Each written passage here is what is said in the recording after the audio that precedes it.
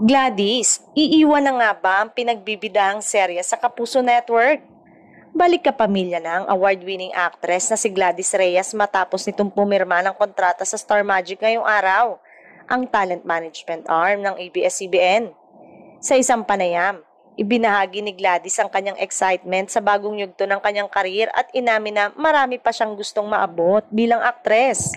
Ang dami ko pang gustong gawin, ang dami ko pang gustong makatrabaho na nasa Star Magic, ani Gladys. I'm looking forward to more meaningful and challenging project to come, dagdag pa niya. Ngayon pa lang, ay marami na ang nagtatanong kung ano ang mangyayari sa serye nito na umeere ngayon sa Kapuso Network kung saan kasama din ang aktres na si Vina Morales na dating kapamilya.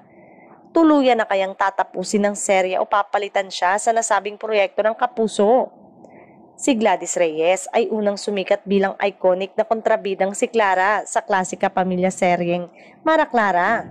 Sa kanyang husay sa pagganap bilang antagonist, naging household name si Gladys at kinilala bilang isa sa mga pinakamahusay na kontrabida sa kasaysayan ng Philippine television.